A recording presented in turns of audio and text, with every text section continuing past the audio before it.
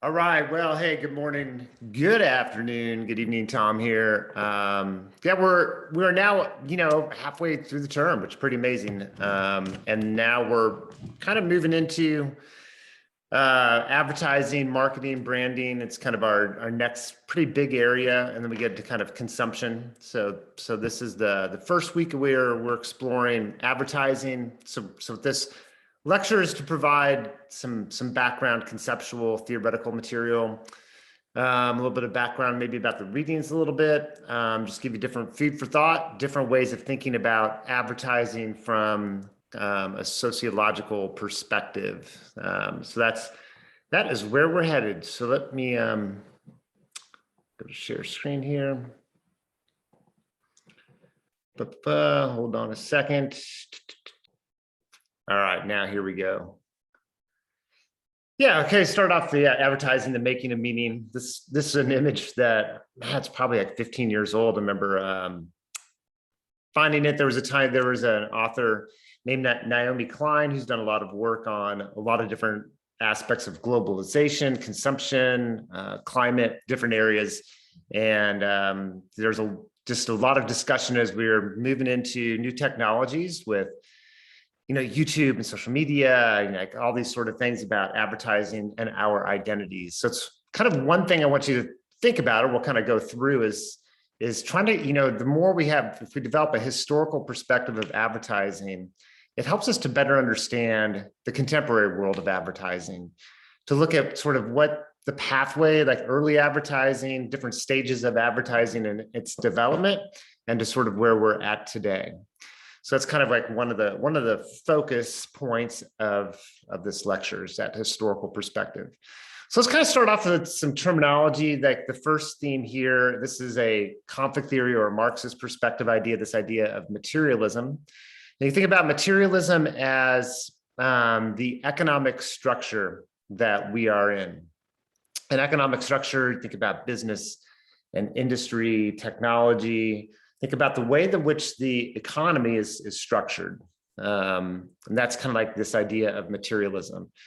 And it should be like historical materialism, and the idea that from a Marxist perspective, what Karl Marx, who was a political economist, philosopher, had this idea of studying different systems of economic development, going back to when humans lived in nomadic communities, when people were nomads, sort of what was life like? How did that material structure the experience of humans in those communities? And then moving into feudal society or hunting and gathering, pastoral societies, then the development of agricultural based societies. We start to develop cities for the first time, religions, formal religions start to emerge.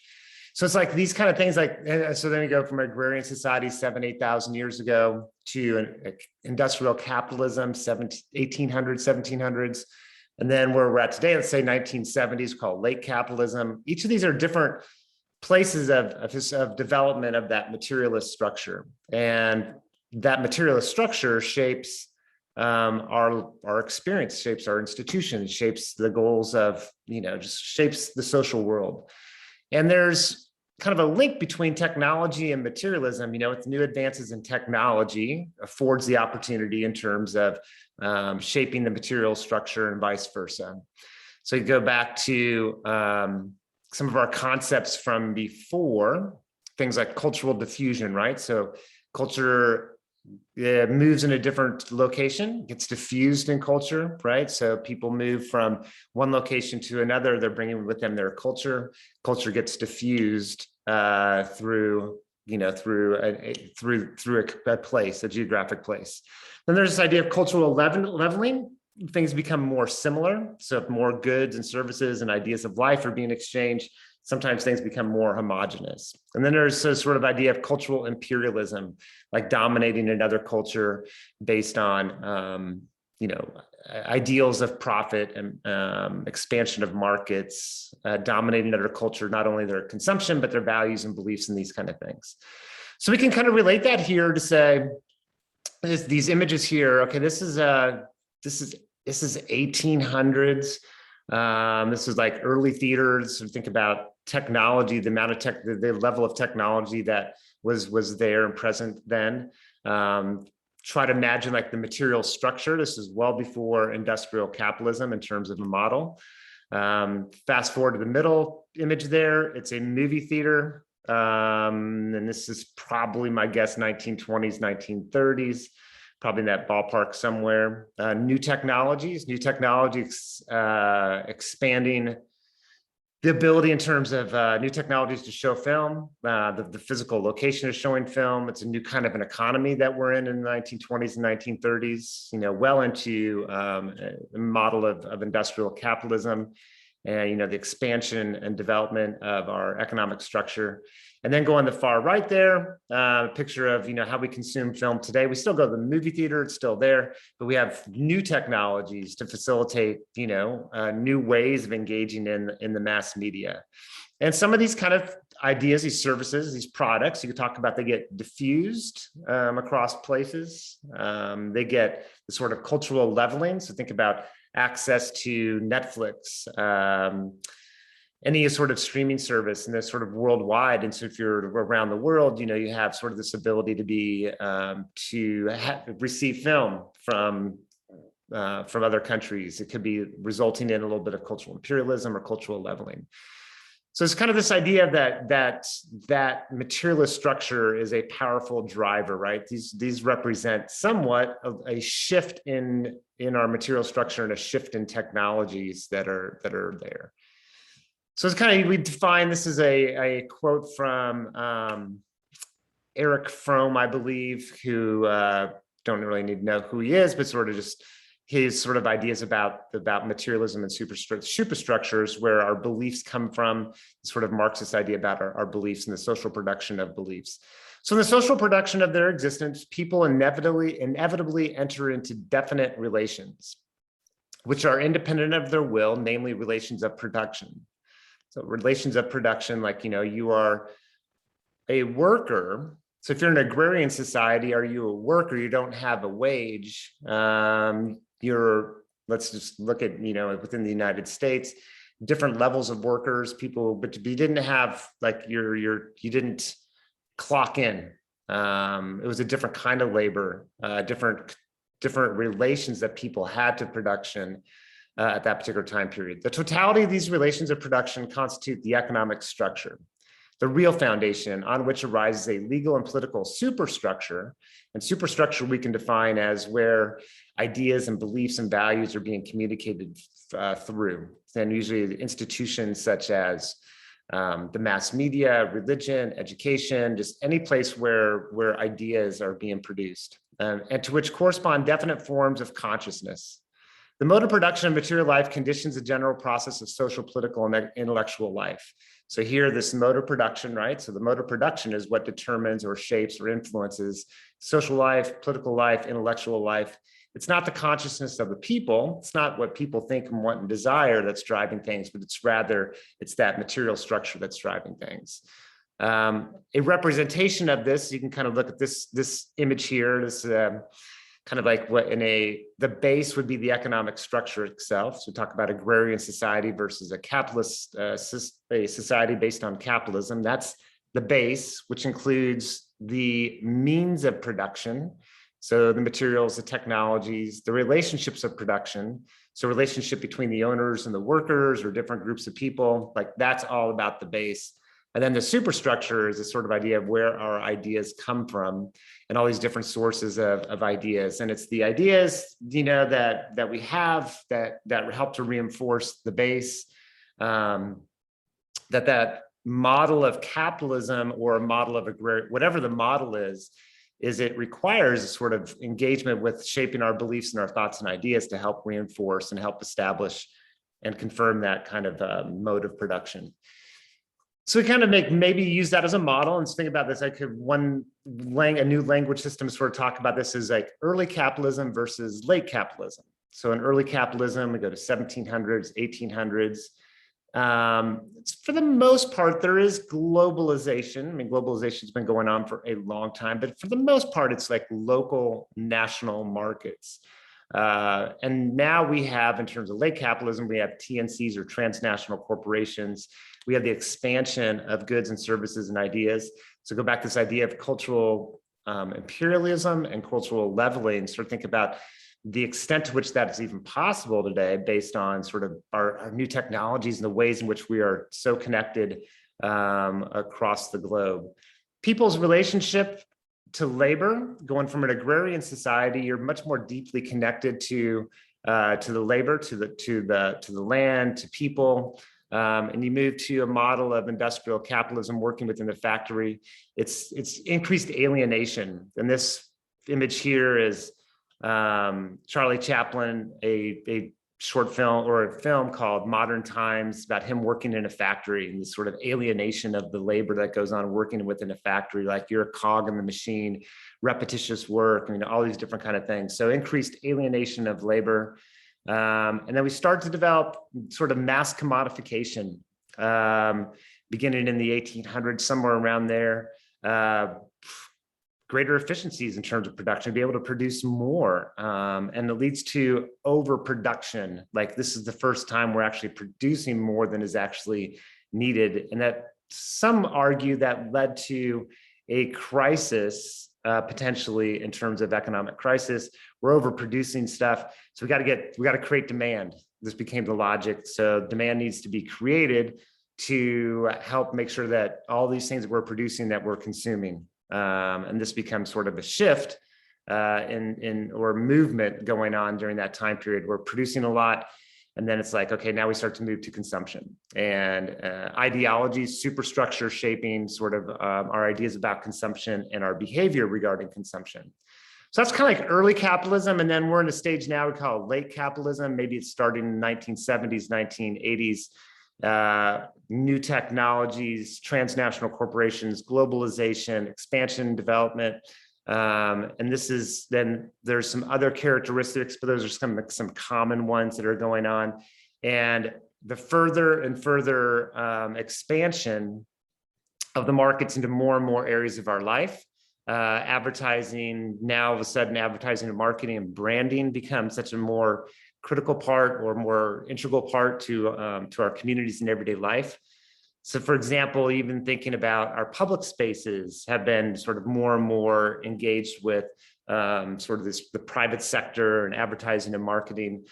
Sports arenas, football stadiums, baseball stadiums, right? The names that they had before, maybe a local name, now it's, corporations, even on college campuses, the different schools, business school, it's actually the Kellogg School of Business, it's like this further and further expansion of market and branding and stuff and to the public space. And that's kind of in some ways shaping our identity, the way that we think about the world, superstructure kind of idea. This is Charlie Chaplin, Modern Times. This is an image I brought of just sort of working at Amazon and being a picker at Amazon, just new technologies, right? And the new system that we're in and the kind of the worker. Let me kind of like start to look at some advertising stuff, this sort of shift in the materialist structure. If we go back to time period of Benjamin Franklin, 1700s. Benjamin Franklin had, one of his famous sayings is, "A penny saved is a penny earned." Thriftiness was a virtue. Now we've moved to a different place, and that's like, thriftiness isn't a virtue like it was before. Now it's like, a penny, almost like a penny earned, and a penny saved is a penny burned. It's like this compulsion or this movement towards consumption. There's also, as we kind of came into this kind of world as well, in terms of this world of modern day capitalism, Max Weber, another sociologist who wrote a lot about the linkage between culture and economic structure, and kind of had this, his perspective was that capitalism developed and expanded the ways that it did, in part because it had a cultural value system and belief system that helped to reinforce that.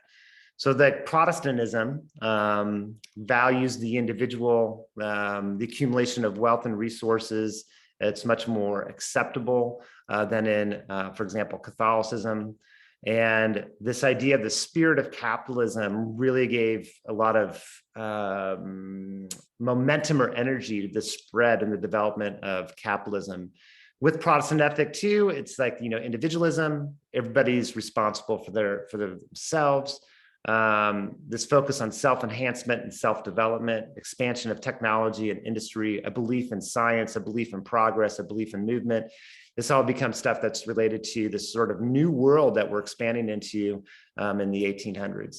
So you might be wondering what these images are. If here's a butter container, and here's a bunch of containers, and what it made me think of when I was kind of putting this together is like this value shift, and it's just trying to develop like this sociological imagination of what life may have been like back in the 1700s, 1800s versus today. My parents grew up in a small farm community outside of Lincoln, Nebraska. My parents were born like right around 1940. So their parents lived through the Great Depression, and Great Depression in rural communities. My parents, neither one of them had water or within the household, but they didn't have water or electricity as kids growing up until after they graduated high school. My dad, and my mom for sure too, it's saving containers. So if they bought butter, that container, my dad probably had 40 or 50 of them in his kitchen. I mean, why buy? It's like, my dad would be like, well, why buy a container where you already have containers, that we already buy food for? So, this is a huge shift, right? Where we get socialized into this idea of consumption, and it becomes just part of our life. We don't even think about it. So kind of going back to this idea of superstructure, just sort of think about this, our orientation, our beliefs, our values that we have that are influencing our consumption patterns and our identities and our ways of life. I think oftentimes we don't even realize the influence of that kind of superstructure. So Stuart EWEN, he provided one of his books, The Captains of Consciousness, an examination of the evolution and development of the advertising industry. I thought it was an interesting book. It's kind of a data book, but if you want a historical foundation of advertising, it's a pretty good one. You have a couple of readings for this week that I think kind of get you into that space. The Father's Spin about Edward Bernays is a great book that kind of gets you into that space a little bit. So here's just a couple quotes. For EWEN, the development of an ideology of consumption responded both to the issue of social control and the need for goods distribution. So it's this belief system about consumption, the development of a belief system about consumption, that consumption is valuable, beneficial, that it's important for achieving status and position. And that's, maybe an issue for Stuart EWEN, arguing that's both about social control, about trying to control through the sort of soft power. If you kind of remember soft power from a podcast earlier in the term, like this hegemony, soft power control, and how we dress, how we appear, kind of what we do and what we engage in, and then sort of goods distribution. Shorter hours, higher wages were seen as a first step in a broader offensive against the notions of thrift.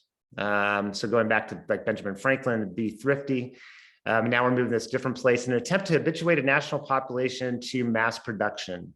I'm thinking of Henry Ford for a second here, that Henry Ford wanted to make sure that his workers had enough money to be able to buy a Model T or Model A. Yeah, I guess probably Model A. Buy an automobile that's coming off the factory floor. So, the wages so that people could consume. Now priorities demand that the workers spend their wages and leisure time in the consumer market. So merging and expanding consumer markets. So the marketplace becomes a sort of our involvement, moving from fulfilling needs now to wants and desires become more central part of that. While agreeing that human nature, in quotation marks, is more difficult to control than material culture, and I've kept men here because at that time period, it was men who were creating the advertising, spoke in specific terms of human instincts, which if properly understood, can induce people to buy a product if it was scientifically presented. If advertising copy could appeal to the right instincts, to urge to buy would surely be excited. So now with this is sort of that emerge, and we had mass overproduction. Now we're kind of getting into the business world of figuring out, developing an advertising to expand into new markets and to convince us the value and the importance of consumption. So one of the articles you read this week, or it's a short little expose on Listerine. And I think you can make that connection. Listerine, like there's this the advertising industry convincing us that we need to take this, what was a household disinfectant, that we need to start using it as a mouthwash because, you know, bad breath, oh my goodness, what would happen, right? The social consequences with bad breath. Advertising helps keep the masses dissatisfied with their mode of life, discontented. Satisfied customers are not as profitable. So it's like creating this dissatisfaction. Here's Eric Fromm. That's a really interesting book called The Art of Loving. It's not what you maybe think about. It's about sort of this move from what happened to the way in which we approach relationships, when we approach day-to-day life and our own humanity, from an agrarian community to an industrial capitalism community. And he says, you know, basically that modern people are alienated from themselves. I wanted to change the language here to move the gender specific pronouns, but there's so many of them that it just became too difficult. So apologies for that. Modern man is alienated from himself, from his fellow men, and from nature. He has been transformed into a commodity, experiences life forces as an investment, which must bring him the maximum profit obtainable. So it's this focus on marketplace. And then one of the things that Fromm talks about is that we go from character, and then in a agricultural community, it's your character, it's your moral worth that mattered. And now in industrial capitalism, it's your personality, which can be kind of shaped through consumption. All right, so second theme here is conspicuous consumption. So if we're engaging in consumption as a society, start to think a little bit about okay, well, what's going on with consumption, and then how are we involved and invested in it? So early industrialization and production of goods, you know, it wasn't quite like this conspicuous consumption yet. It's once the markets expanded, more products being made more available. Now we can start to mark our identities and mark our position, social position, our status through our consumption.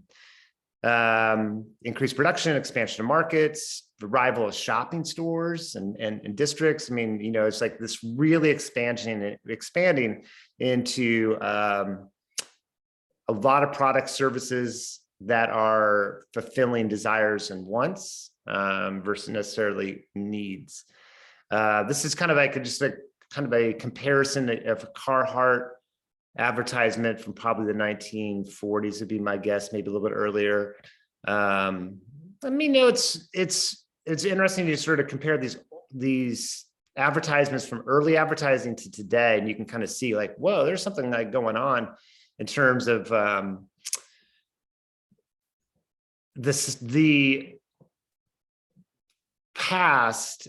It was to inform, maybe more to, I mean, it's definitely shaping our ideas, but it was like, just let people know about a product. And now it's like, there's a full on other level of identity going on here. And it's definitely part of the past too. But now it's something a little bit different. And this will kind of make sense as we kind of move forward. So let's kind of just define this terminology and kind of go there. So Veblen had this idea about, it's called conspicuous consumption. The theory of the leisure class, that as products expanded, more stuff there, we get, I mean, and then you get other things too, urbanization and people moving into cities. That class distinction becomes really important. If you ever read Great Gatsby or seen the film with Leonardo DiCaprio, it's like this consumption as a way of class distinction. And not only consumption in terms of food and drink, but also hobbies and interest and language and style. It's like this conspicuous consumption that we're consuming to mark ourselves in terms of a social group.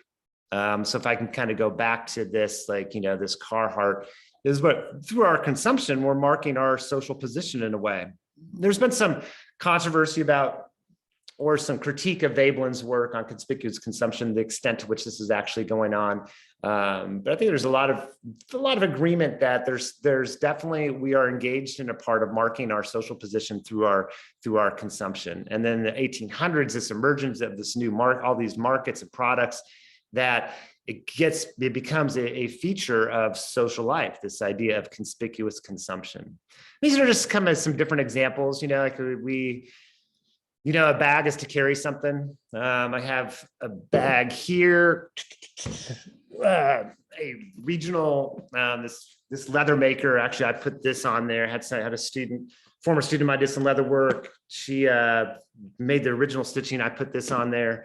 This is, you know, this is like a bag that's made by a few different artisans that that I became familiar with, and it's more handmade than sort of mass manufacture made, but there's still a conspicuous consumption thing going on there. It's like, you know, why that particular bag? So you think about, if you're trying to imagine, you know, 200 years ago, you didn't have, you know, a leather bag came from a local community, some leather maker in the community. There's probably very few choices. Now there's like all these choices, right? And so when we're picking and selecting, we're picking more than just the bag itself. We're picking some other things as well. Our homes become part of this. I mean, our cars, you know, just all kinds of stuff. And you can kind of get into conspicuous consumption. Looking at the cell phone, which I thought is kind of interesting.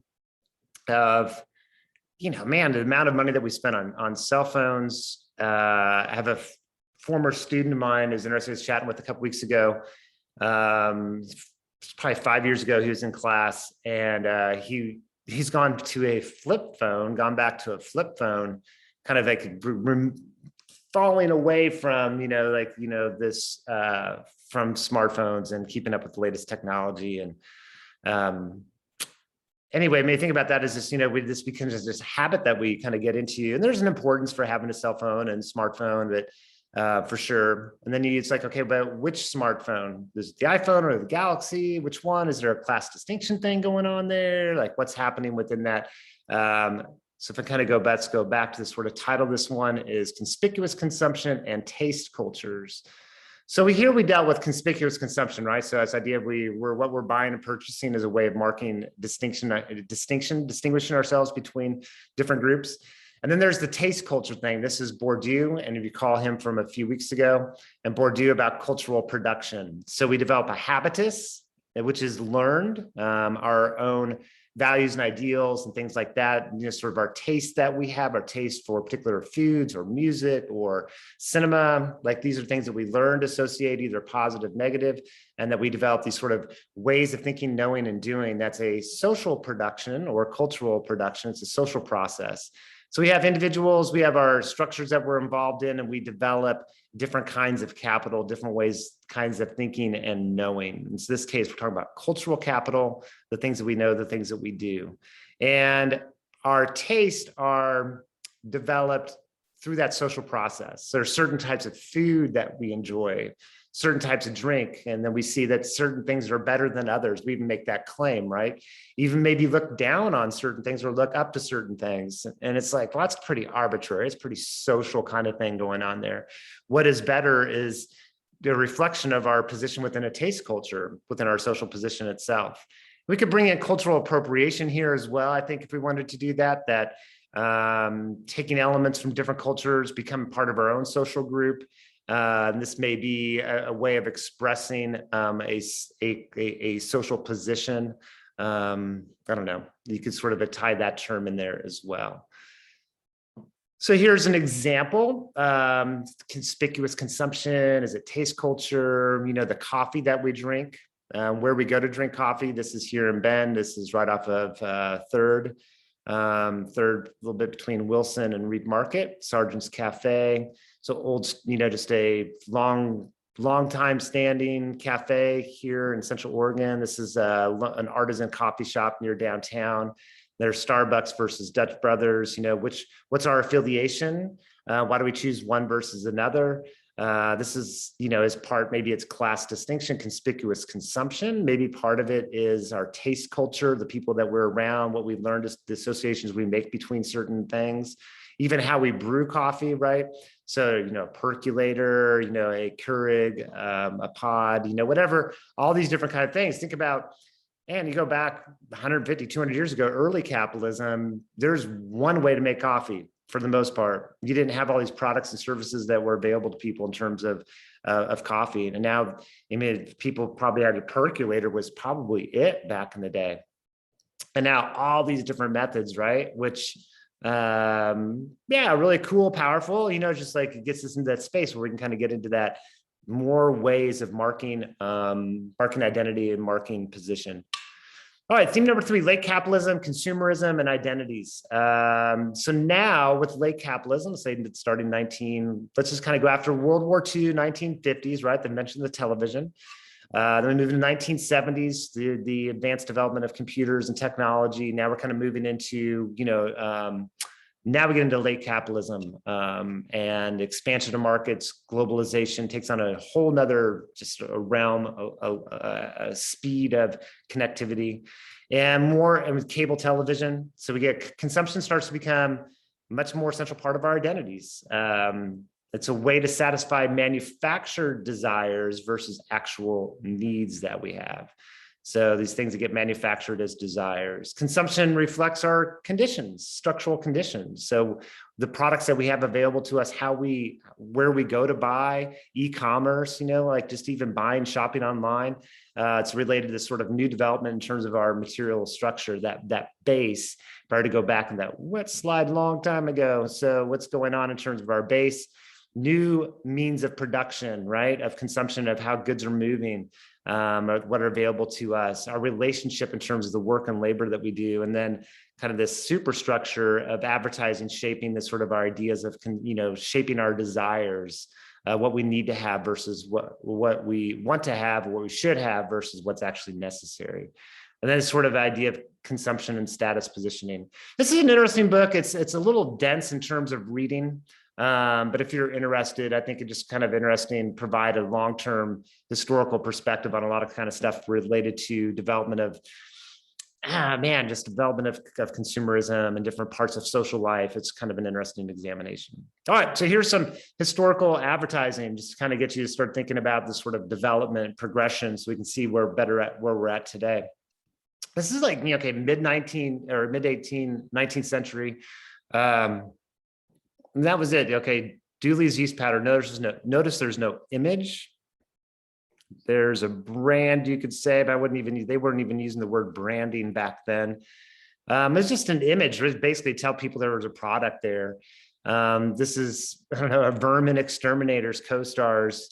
A lot of language. You can find it earlier advertising, just a lot of language. Still some claims being made for sure, making claims about what the product can do. Very language intensive. I mean, look at all the language here. This is probably 1940s. You can start to get into, okay, if I'm gonna go back just for a second, it'd probably be good if I were to redo this, is to make some comparison to some similar products across time. I guess you could look at yeast powder and soap, household stuff. Now we get representations of gender, class, race. So part of advertising now, not only like this is 1940s, 1950s. Look at all of the text. Now we go from text to our advertising is pretty much image driven today. Very little text, maybe a slogan, but very little text is sort of what we see today. So a lot of this is superstructure, right? A lot of ideologies, beliefs, things that are like, okay, not just the language, but the image. That's this soft power that's going on in terms of advertising. How many others are on your list? Pyrex, love this bowl set. It's like, trying to convince us, persuade us to buy certain products versus others. Here's some more. Light up a camel. Look at all that language. It blows my mind, just like super interesting. The amount of words on an advertisement back in the day. This idea that smoking is actually a way to calm your anxiety. Doctors smoke Camels more than any other cigarette. And the reason for that, I think I may have mentioned before, is science was doing more and more research on the ill effects of smoking, or the consequences of smoking on health. And the tobacco industry started to get organized, and their counter to that was start to include doctor recommendations in their advertising, just to basically kind of push back against what was emerging science, of questioning and challenging recognizing, bringing it forward to the public, the health consequences of smoking. And now here's 1970s, now we start to enter late capitalism. Text has gone away, image, still get kind of stuff that here. There's a class component here, which is interesting, with the microbrews. Miller started engaging in a campaign about sort of working class. It's like these class kind of things that are going on here. Class, gender kind of components or recall back to the past. Here's some more. This one is actually an ad from, I want to say probably 1960s, 1970s. but this is more recent. This is Sky Vodka, Budweiser, and you can just go, man, there's more that's being sold than just the product themselves, right? Just think about the sexuality that's being represented, the gender representations that's going on here. Here's a comparison maybe of something that much more, just sort of comparing side by side, longer time period separation. Shredded wheat advertisement in the 1920s. And then this sort of independence, of suffrage, the right to vote, votes for women, shredded wheat, using consumption to promote particular ideals. And then this sort of idea of, the broad new women's movement, consumption as a way of expressing your allegiance to a movement, using things like Rosie the Riveter from World War II to clean the bathroom. It's like, all these different kind of things that are kind of going on. A lot of sexuality kind of things going on here, body, sexuality. Think about the influence on gender identity going back earlier in a person's life, teenage years, younger, turning kid, helping shape consumption from kids. There's an interesting book by Juliet Shore called Born to Buy, the marketing and advertising towards children. And, as you'll listen to in one of the podcasts, I think it's this week or next week, it's about that sort of reaching out to the youth market, the younger ages, in terms of marketing and advertising. Here's some more stuff about gender, sexuality. Just like a whole different kind of thing going on there. All right, so let's kind of go into this. So one thing to think about advertising, and I'm mindful of and make sure I communicate, is it's not about an advertisement like determining our social life. Like somebody sees an advertisement like this and goes, oh yeah, I got to have that. I have to have that. I mean, maybe that happens sometimes, but rather than thinking about an individual product or an individual advertisement, like creating or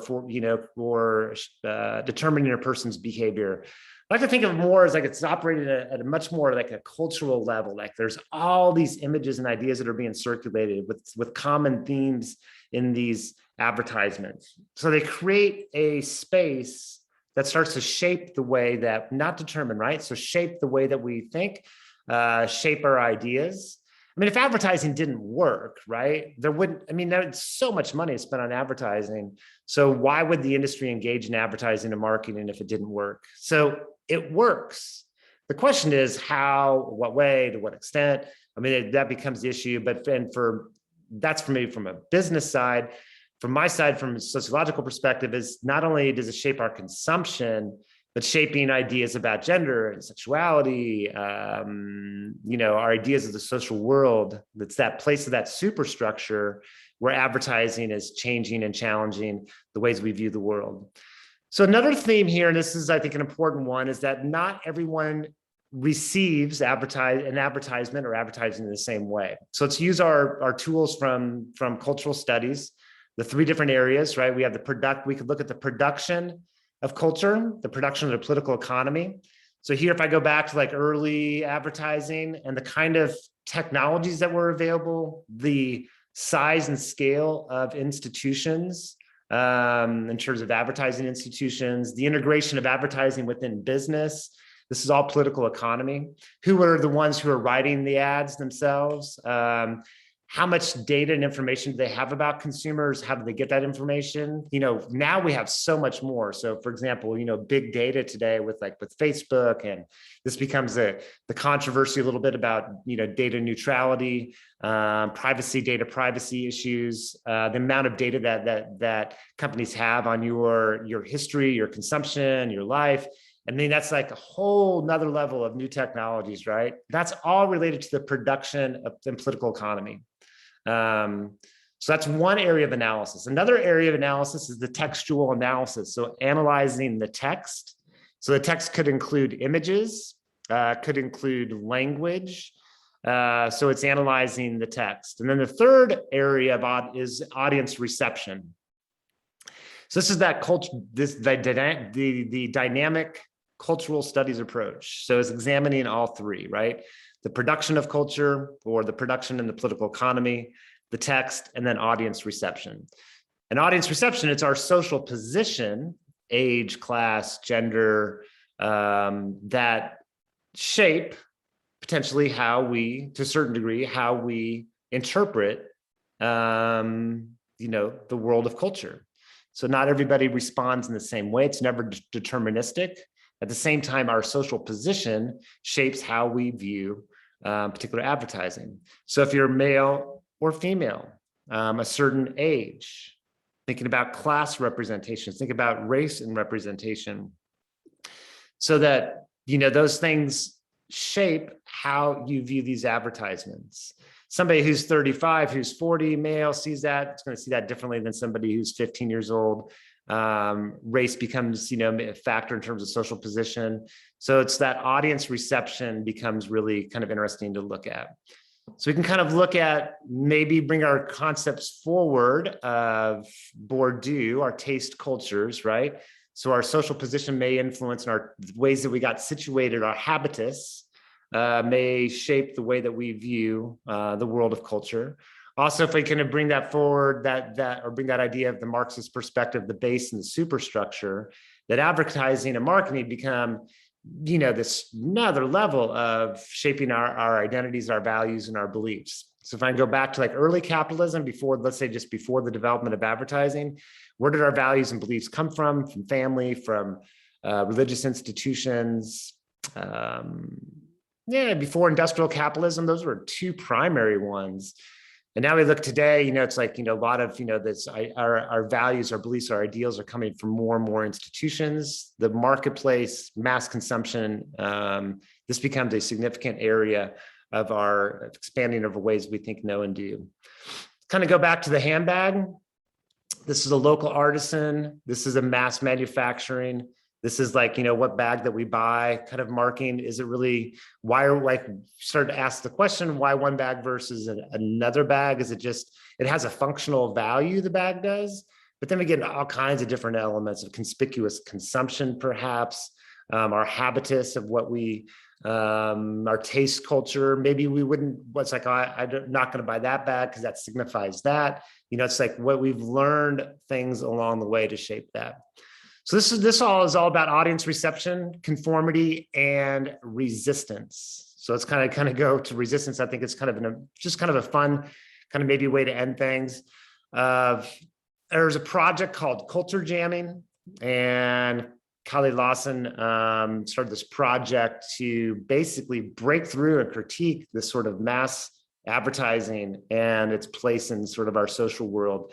So this idea of like culture jamming, taking advertising and jamming it. There's actually, what they call it, guerrilla advertising. I think maybe been sort of an extension of that. So they play with advertising just to shake it up to help us to become a little bit more critically aware of advertising in our social world. I mean, it's around us all the time. We don't even stop and think about it. It's the soup it's the water that we swim in, so we don't even see it, right? So with culture jamming, it's like this form of resistance to some of that mass marketing and advertising. Obsession for men, for women, reality for men, Prozac, Wash Away Your Blues, which is Prozac was a very popular antidepressant in 1990s. Man in a Can, this 1950s retro kind of thing. If you're man on the wane, don't worry, you got, man in the can, this kind of thing. This is like guerrilla advertising. This is like in New York City, people would see these in a bus stop or somewhere in the metro, and then they just they would ride over it, just like this. Then there's actually deliberate campaign to jam advertising in the public space. Some more, there's a repetition of that one, some more kind of culture jamming kind of things. Some more, we've already seen that one before. There's a buy nothing day. So after instead of like right after the Friday and the weekend after Thanksgiving to be out consuming, it's like buy nothing day. It's like, don't consume. Or buy local, which is kind of interesting. I think there's two different ways of interpreting the buy local. One, buy local, like truly buy local, like somebody who's a local leather maker, find a leather maker to make something. That's probably at the closest you can get to be buying local. If we're going to a store that's local, but they're bringing in goods that are from the outside, I mean, then is to some extent is like, is the buying local, just the language and the symbol itself, is that part of our habitus? You know, I don't know if you kind of get what I'm getting at here, is that could be more buy local as a value-driven decision to keep local makers, to help support them. Could also be that part of our identity is this buy local thing, and that part, maybe they overlap. There could be sometimes that a person may be more interested in the identity of being buy local versus really engaged in the work of trying to keep that money in artisans and makers supported in the community. All right, so that's it. A lot of stuff. I hope you enjoy the articles and the podcast for the next couple of weeks. A lot of great stuff on advertising and marketing, consumption. I think it's a rich area to examine. It's super fun, interesting, and I think important and valuable. Just sort of break down to something that's so common every day. It's in our world, but we don't oftentimes stop and think about it a little bit more critically. Hope all is well for you. Have yourself a great day, and yeah, enjoy yourself.